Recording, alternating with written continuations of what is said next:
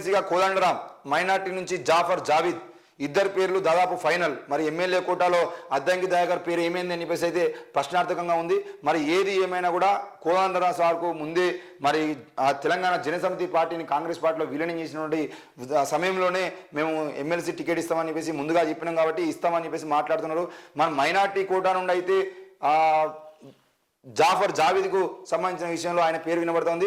Governor కోటాలో ఖాళీగా ఉన్న 2 ఎమ్మెల్సీ స్థానాలకు కాంగ్రెస్ పార్టీ ఇద్దరు పేర్లను దాదాపుగా ఖరారు చేసింది. ప్రస్తుతానికి గవర్నర్ కోటాలో ప్రొఫెసర్ కోదండరాం, విద్యాసంస్థల అధినేత జాఫర్ జావీద్ పేర్లు ప్రముఖంగా వినిపిస్తున్నాయి. ప్రొఫెసర్ కోదండరాంను తక్షణం ఎమ్మెల్సీ చేయాల్సిన అవసరం ఉన్నదని సీఎం రేవంత్ వ్యాఖ్యానించిన నేపథ్యంలో ఆసక్తికర చర్చ మొదలైంది. ఉద్యమంలో కీలక పాత్ర, తెలంగాణ ఉద్యమంలో ప్రొఫెసర్ కోదండరాం పోషించిన పాత్ర, ప్రొఫెసర్గా సేవల ఆధారంగా ఆయన పేరును రాష్ట్ర మంత్రివర్గం ఆమోదించి గవర్నర్కు పంపే అవకాశం ఉంది. రాజకీయ పార్టీకి అధ్యక్షుడిగా ఉన్నప్పటికీ రాజకీయాలతో ముడిపెట్టకుండా ఉండేలా ప్రభుత్వం నుంచి వెళ్లే ఫైల్లో నిర్దిష్టంగా వివరాలను పేర్కొనేలా జాగ్రత్తలు తీసుకుంటుంది. గత ప్రభుత్వంలో దాసోజు శ్రవణ్, కుర్ర సత్యనారాయణ విషయంలో గవర్నర్ భిన్నంగా స్పందించడంతో ఈసారి అలాంటి చేదు అనుభవం ఎదురుకాకుండా వ్యవహరించాలని భావిస్తుంది. మరో స్థానానికి హైదరాబాద్లో ముఫ్గంజా సుల్తాన్ ఉల్ ఉలూమ్ లాంటి విద్యా సంస్థలు నిర్వహిస్తున్న జాఫర్ పేరును కాంగ్రెస్ పరిశీలిస్తుంది. రాజకీయాలతో సంబంధం లేని వ్యక్తి కావడంతో విద్యారంగం తరపున ఆయనను ప్రతిపాదించాలనుకుంటుంది. త్వరలోనే క్యాబినెట్లో నిర్ణయం తీసుకుని రాబోయే స్టేట్ బడ్జెట్ సమావేశాలపై ఫైనల్ చేయాలని ఆలోచిస్తుంది. మంత్రివర్గంలో ఒక మైనార్టీ వ్యక్తి ఉంచాలన్నది కాంగ్రెస్ విధానం. ప్రమాణ స్వీకారం చేసిన 11 మందిలో మైనార్టీలు లేరు. ఇంకా 6 మంత్రి పదవులు భర్తీ చేయాల్సి ఉన్నందున కీలకంగా మారింది. మాజీ మంత్రి షబ్బీర్ అలీ, మాజీ ఎంపీ అజారుద్దీన్, ఫిరోజ్ ఖాన్, మస్కట్ అలీ తదితరులను ఎమ్మెల్సీలను చేయడంపై పార్టీలో చర్చలు జరుగుతున్నాయి. కానీ వీరంతా ప్రత్యక్షంగా రాజకీయ పార్టీతో సంబంధాలు ఉన్నవారు కావడంతో గవర్నర్ కోటా నుంచి ఎంపిక కావడంలో ఇబ్బందులు ఉన్నాయి. ఈ స్థానానికి నామినేటెడ్ కోటానా, ఎమ్మెల్యే కోటా నుంచా, స్థానిక సంస్థల కోటా నుంచా అనే చర్చలు పార్టీలో ముమ్మరంగా సాగుతున్నాయి.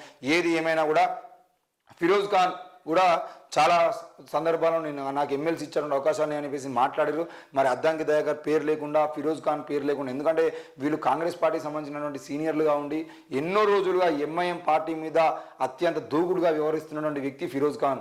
ఈరోజు తెలంగాణలో ఉన్నటువంటి బీఆర్ఎస్ పార్టీకి వ్యతిరేకంగా కానివ్వండి, లేదంటే కేంద్రంలో ఉన్న బీజేపీ పార్టీకి వ్యతిరేకంగా కానివ్వండి, ఒక గొంతుగా తన గొంతును వినిపిస్తూ ఏకైక గొంతుగా ఉండి కాంగ్రెస్ పార్టీ అధికార ప్రతినిధిగా ఉండి కాంగ్రెస్ పార్టీ ఎక్కడ మాట్లాడాల్సి వచ్చిన కేంద్రం మీద, రాష్ట్రం పాలన సంబంధించిన విషయంలో తన గొంతును వినిపించి తెలంగాణ ప్రజలని ఎన్నోసార్లు తెలంగాణ ప్రభుత్వం, బీజేపీ ప్రభుత్వం చేస్తున్నటువంటి అరాచకాలని ప్రజలకు చెప్పినటువంటి వ్యక్తి మరి అద్దంకి దయాకర్ టికెట్ ఇవ్వకుండా, ఫిరోజ్ ఖాన్ లాంటి వ్యక్తులకు టికెట్ ఇవ్వకుండా కొత్త వాళ్ళని తీసుకొచ్చి పెడతామని చెప్పేసి చెప్పుకోవడం కూడా సరైంది కాదు. మరి కాంగ్రెస్ పార్టీ కూడా ప్రజాపాలన అంటూ ఈరోజు మరి ప్రజాపాలన సంబంధించిన విషయంలో ఇలాంటి నిర్ణయం తీసుకోవడం కూడా మరి ప్రజల్ని కాంగ్రెస్ పార్టీకి దూరం చేసినటువంటి అవకాశాలు కూడా ఉన్నాయి. ఎందుకంటే అద్దంకి దయాకర్ లాంటి ప్రశ్నించే గొంతుల్ని ఆ రోజు ఎమ్మెల్యే టికెట్ రాకుండా అడ్డుకొని కోమటిరెడ్డి బ్రదర్స్ దాన్ని అడ్డుకునే ప్రయత్నం చేసిరని చెప్పేసి ఎమ్మెల్యే టికెట్ల విషయంలో కూడా చాలా గొడవలు జరిగినాయి.